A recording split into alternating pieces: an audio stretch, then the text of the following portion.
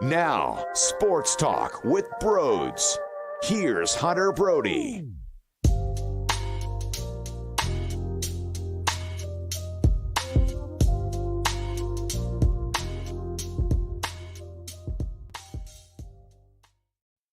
Six and 0, baby. 6-0. Okay. They made us uncomfortable there for a little bit of time. But just like what happened in Arizona, this team needed a drive. They went 7 minutes and 37 seconds. They relied on their offensive line and their run game. Some crucial third downs. Jalen Hurts using his legs. Jalen Hurts with a QB sneak, which nobody knows how to stop. Kenneth Gainwell had a big third down in there. A.J. Brown got them closer to the end zone before Devontae Smith was left wide open. And there are some things to clean up, no doubt about it. We have to stop, just kind of evaporating for a little bit of time after exploding in the second quarter. But here's the beauty of it. Because you can look around this league and talk about plenty of teams and plenty of good teams that have areas to work on. They're not 6-0. Maybe they're 4-2. Maybe they're 5-1. Maybe they're 3-3. A team that's stuck right now through the first 6 weeks, but then they rattle off 7-8 wins in a row, and they become a juggernaut or a very powerful team as the colder months kind of creep in, right? That stuff happens all the time. The fact that you can go back to the drawing board when you need to fix some issues and you're still undefeated and winning football games, there is something to be said about that, because when it gets tough, you lose Lane Johnson.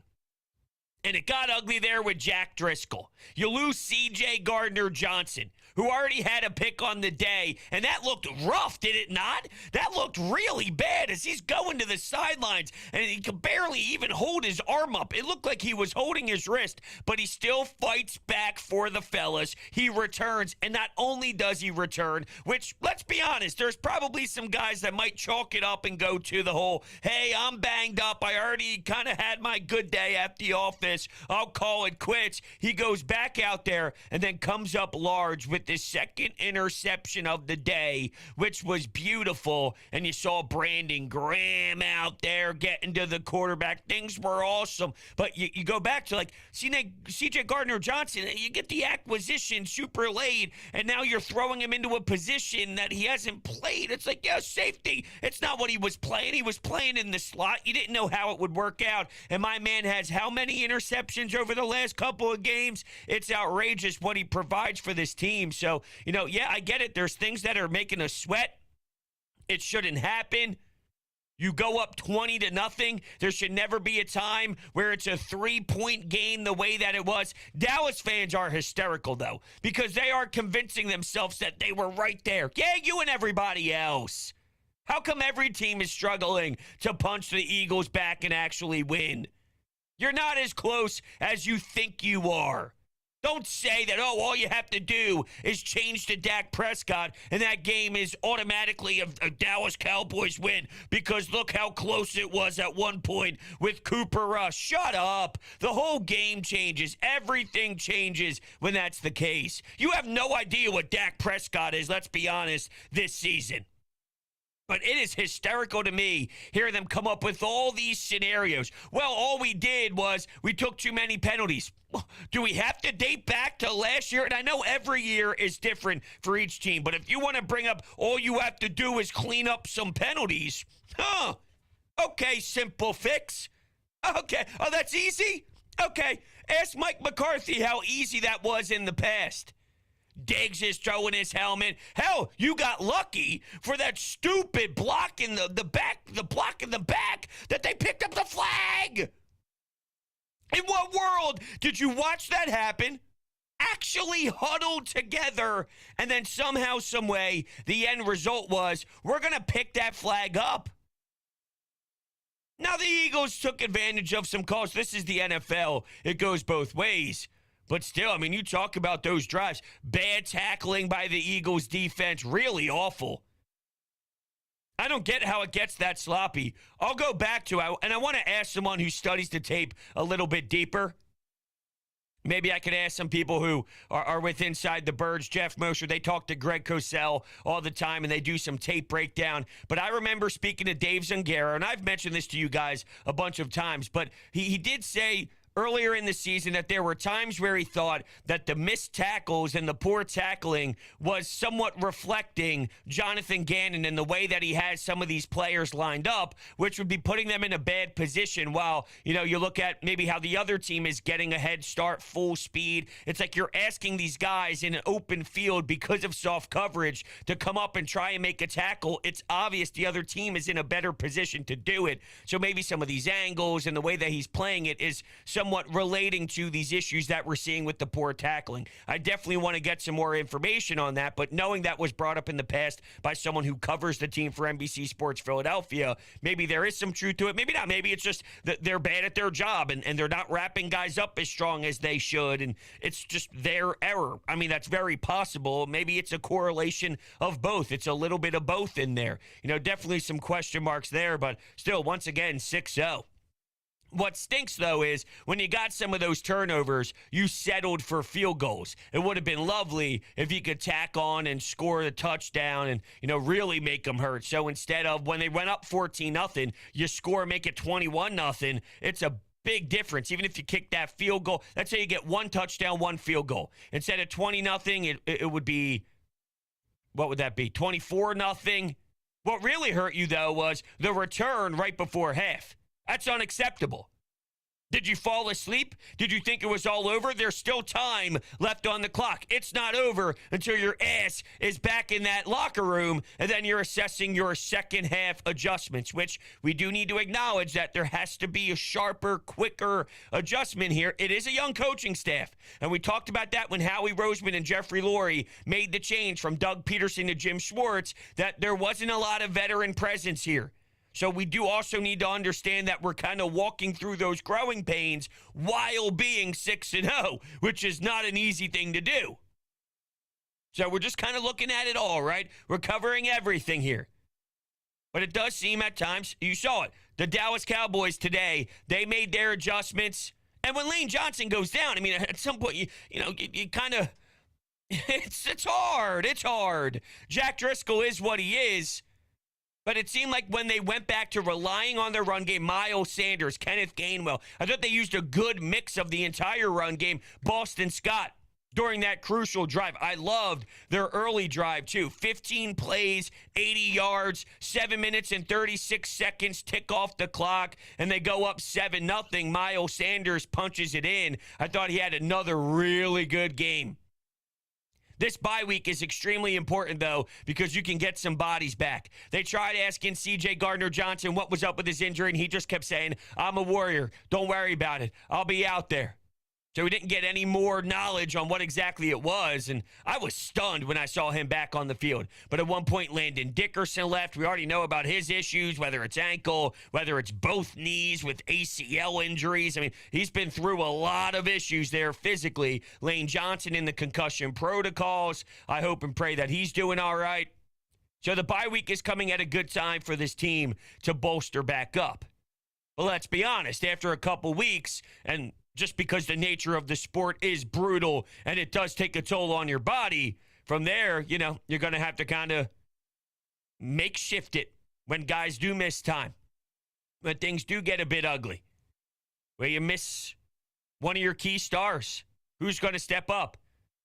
I didn't see much from Kayvon Wallace. We probably all expected that he would make a bigger jump by now. And that's the problem when you see Clemson and you see safety and you think about when he was drafted, though. A couple rounds into the draft, everyone gets all excited and overhyped, but you can't put that type of pressure because there was one legend in this town that happened to be from that school at that position. You get all crazy about it. It's not always going to work out that way. I even saw some people saying, hey, at least Blankenship has made some sort of noise throughout the earlier stages of the season and camp and whatnot. Could he be better? That might be where we're at. I'm just saying, if there is ever something that happens, just looking at other parts to this team that maybe we're going to be discussing when games continue and when they get back and play the Pittsburgh Steelers. But I'll tell you what, man. It's incredible. It's incredible. What wasn't was the 9-play, 79-yard drive by Dallas, the 15-play, 93-yard drive that milked 7 minutes off the clock when it was a 20-17 game. But the Eagles responded. And that's kind of a common theme here. By now, we've seen enough to understand who they are. And it seems like they're a team that comes out with this adrenaline. I like some of their plays that they dial up early in the game plan, and it seems to be electric. It helped that the fans were going bonkers. They had Meek Mill come out. A.J. Brown's comments on what it's like to play in Philadelphia. He was so stunned when he heard everything and he saw Meek Mill come out. He goes, this was a regular season game. This was a regular season game. While Nick Sirianni screaming on the sidelines, fuck you, when Dallas takes a cheap shot late and a fight breaks out and Jason Kelce gets pounded into the ground. It's like it's all getting a little bonkers out there and high emotions are flying. He's screaming F-bombs and he's walking back into the tunnel, into the locker room saying, how about them Eagles? Which is kind of ironic because this season he downplayed big time what this rivalry was all about. Now, I saw the Eagles pre-hype up video that they tweeted out, and I'll give Nick Sirianni credit here.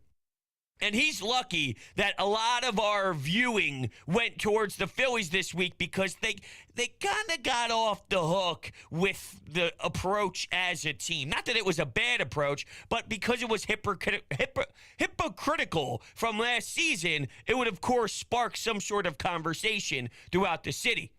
But if you didn't see it, before the game began, they gave you that 1-minute montage to make you want to run through a brick wall. And it was Nick Sirianni. And he was talking to everyone. He said, you see this? And he hangs up the shirt from last year that said, beat Dallas. He said, it's not about that. It's not about who you're playing. It's about us. It's about us in the room. And you're actually right. And I actually give him a lot of credit for maybe, as I said, young coaching staff learning not just game plan stuff, but how he's going to handle each week, how he's going to handle his emotions. This only counts as 1 win. This doesn't count as 2 wins. These are the things that he's stressing. And I am watching him grow in that department, and I like it all.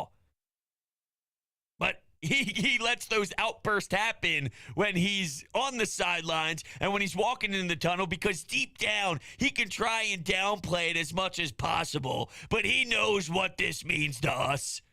Not that people out there are right, but there's a lot of dopes and morons that say, this was back when there was only 16 games, that I'd rather go 2-14 than 14-2 if those 2 wins were at least against the Dallas Cowboys. I genuinely, though, I'm just kind of bringing up how, he kind of said some things and screamed some things and, mentioned a lot this week differently than last, but then when the lights were shining bright, he's screaming F-bombs across the way and enjoying every minute of beating this opponent, and he knows it. But no, in all honesty, though, I thought that was cool for him because I see it as I'm watching these guys all grow and kind of learn who they're going to be as coaches, whether it's Gannon, whether it's Steichen, whether it's Sirianni. And, yeah, I have my concerns with the defensive coordinator, but the difference here from in years past is they're turning the ball over.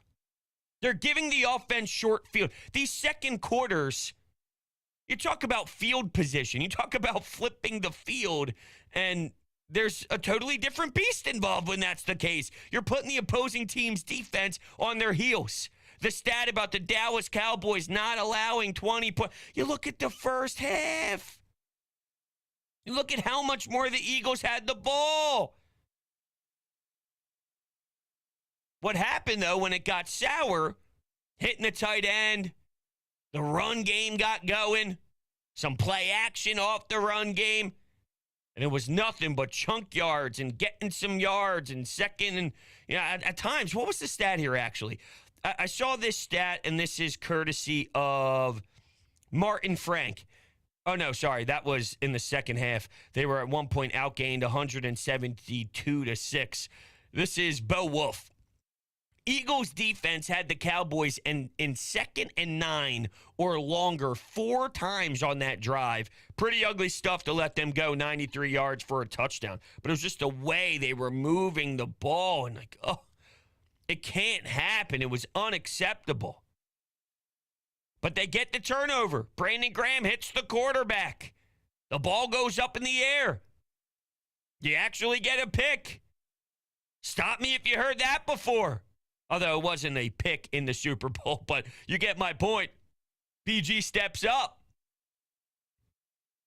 I would like to see more of Jordan Davis helping out at times.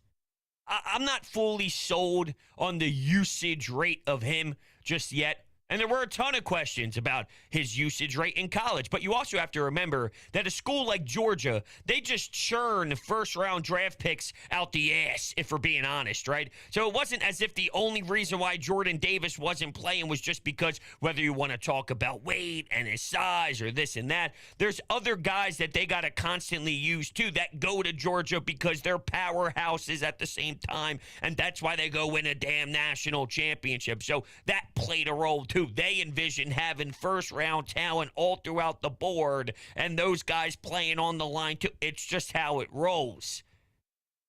But I thought at times maybe they could have went to him when they necessarily didn't. I got to give Bradbury some credit, too, because that first C.J. Gardner-Johnson interception doesn't happen with his ability to be as sharp as he's been. Amazing, amazing. Howie Roseman, not only with CJ, but there's a style here that, okay, if you just go out and sign guys just to sign guys when big names are available, now everything's different, right? Teams release guys become available late in the free agency. Everything happens, right? Trades go down. So it's not as simple as you get just a free, wide open selection of everybody every single offseason. It's not that way. There is something to be said, though, about waiting in the market. Sometimes you get lucky. Sometimes that might bite you in the ass. But there is strategy involved. There's strategy in late offseason moves. Go back to the Super Bowl year. Go back to, we need a cornerback. You go get Ronald Darby. I'm not the biggest Ronald Darby fan in the world, but you just think about how important sometimes it is to wait. Bradbury. I mean, game-changing stuff. Season-changing 2 moves in that secondary. And that's after a Kaiser White. Pretty remarkable. They play tough out there. They're in your face, but not crossing the line. Like you saw when Dallas gets a penalty for getting into Dallas Goedert's face, and now things move along. But yeah, you know the storyline going into it all was going to be Micah Parsons. And how do you react off of Micah Parsons and his dominance? Where are they going to line him up? If I were them, if I was the Cowboys, I'd try and stay away from Lane Johnson the entire time. Once he's out, though, and they played it pretty nice. At one point, just rushed Jack Driscoll. They actually sandwiched Jalen Hurts, and he seemed to maybe hold his rib or hold something around his stomach because it definitely hurt. And then the very next play, they drop him back into coverage, and he almost ends up getting a pick.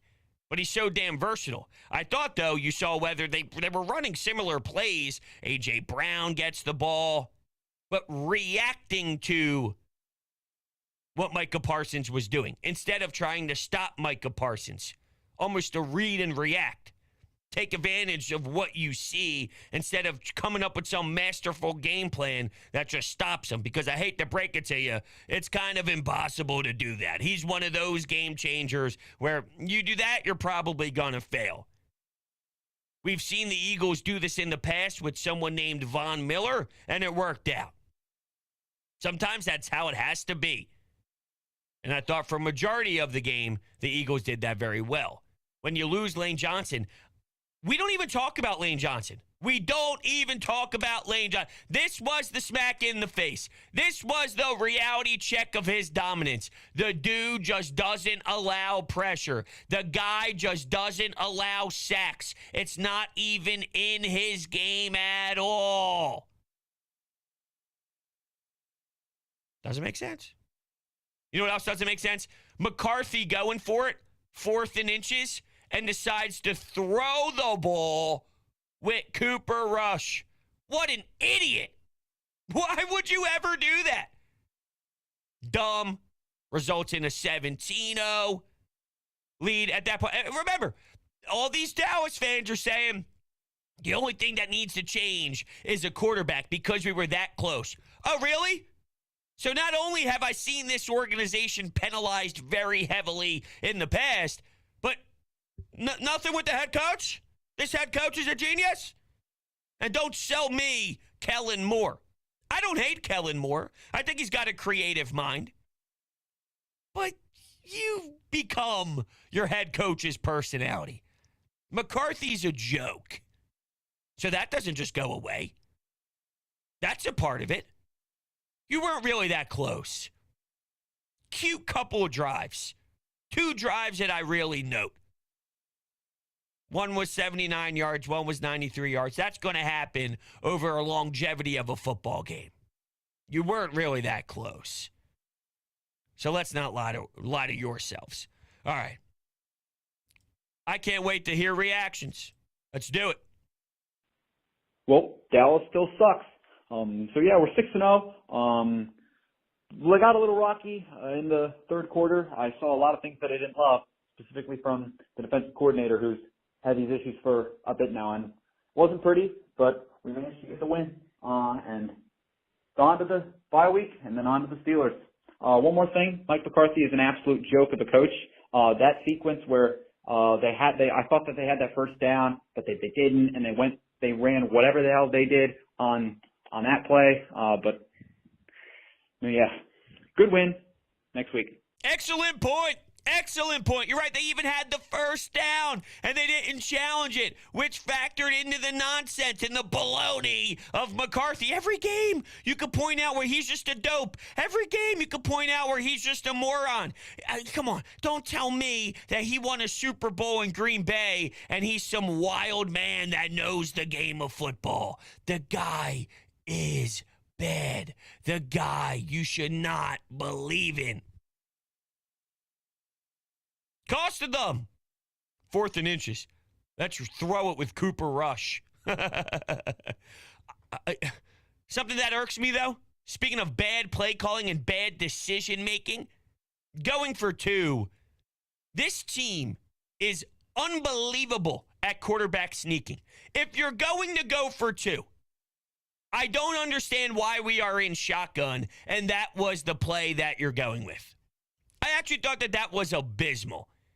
If you want to play the game where you want to go up 2 or go for 2 instead of kicking the extra point there, okay, I know it's a new era of football. It's different.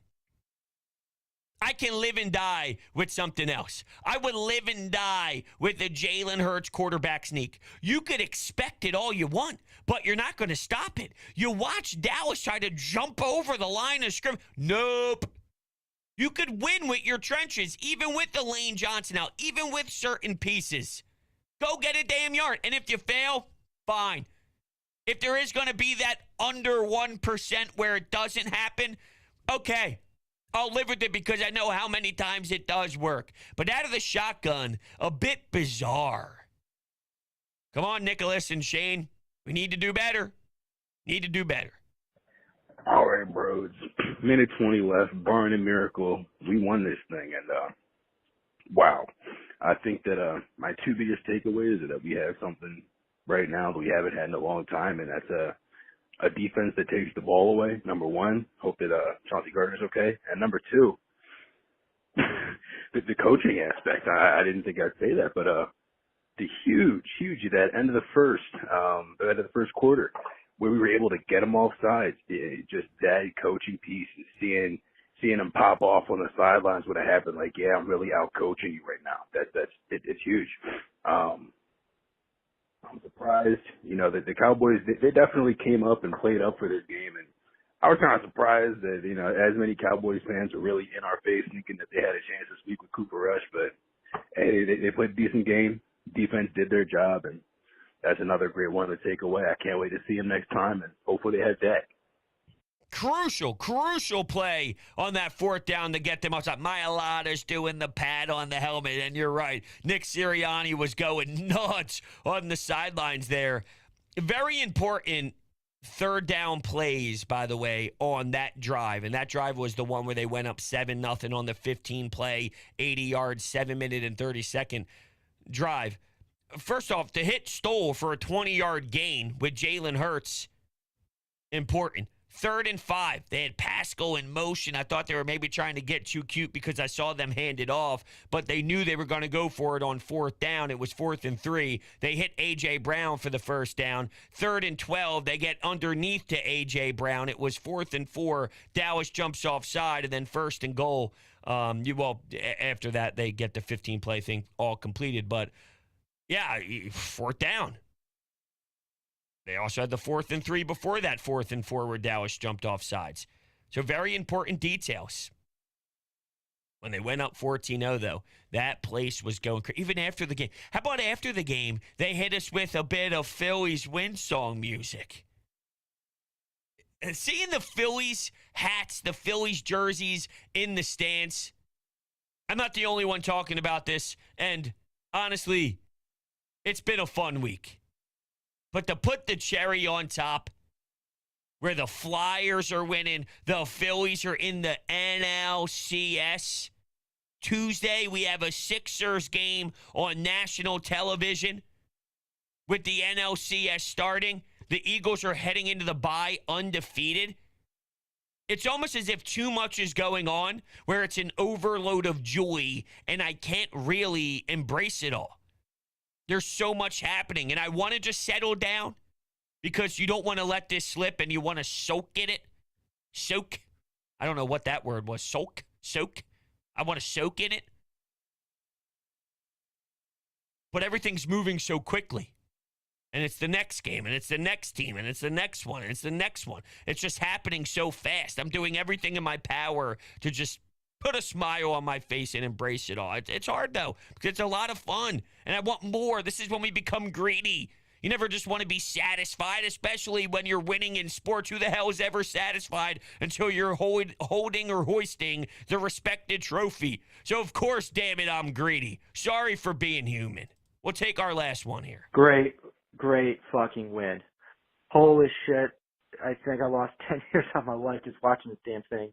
A lot of positives I think you're going to talk about. The only thing I want to just get off my chest is Jonathan Gannon. I mean, can you please bring more than just force at some point of the third quarter? Just mix it up to bring some pressure. I mean, they got, the last couple plays of getting to the quarterback, but just I'm still worried about him. But great win overall. Can't wait for 2 weeks from now. I don't like the way it looks at times. I'm bothered. Things upset me, but I can't cream him when you're 6-0. I can't. He allowed 17 points tonight. You want to look through the rest of it? When you go back to Arizona and what happened last week, they allowed 17 points. They allowed 8 points to Washington, 7 points to the Vikings. If that's what's happening week in and week out, you're going to win a ton of football games. When they beat the Jags, it was 21 points. Now, at some point, there was an interception. Was there a pick six? Yeah, okay. So I was thinking with the Jags, yeah, there was a pick six. It was a 59-yard interception return for a 7-0 lead early in the first quarter. So that happens because you were down and then you had to battle back, which is something that we respected because they showed that they were battle-tested, but all those points don't go on Jonathan Gannon. Don't love the view of it all. Things still to fix, but that's on both sides. The adjustments is on both sides. They got to keep working at it. And the good thing is, it would be different if I thought that they felt complacent. This is the farthest from a group that feels like they're just fine, that feels that they can just go through the motions. There's probably going to be one loss here where it's like, they smelled themselves. But in totality, they're a team that understands you got to keep grinding. It doesn't hit me personally, but the 1% better every day thing, they buy into it. They love that approach. They prepare that way. They practice that way. They enter each week that way. And it's worked to this point. They see what we see. I would have more outrage if I thought that they weren't going to do everything in their power to try and change this drought that occurs after a big, early, big-time beatdown. Because that's what happens. They go up 20-0. They're winning. They're cruising. A team makes an adjustment at half. It takes them a bit of time to respond. But then when they need a big drive, they have that big drive. So there's two ways to look at it. There's, come on, you got to figure it out. You're pathetic. Or they keep getting that drive when they need it. Let's stop putting ourselves in that position and let's keep going to work to do everything in our power to stop that. But while we're learning and while we're adapting and while we're trying to get those answers, while we're doing that, we keep winning. And that's where I'm at. That's the boat I'm in at this current moment. We'll see what happens. But all right, that's where we're at, 6-0. A 26-17 victory for your Birds at home against a team that sucks in the Dallas Cowboys. Thank you all so much for hanging out with me. I will see you on the next one.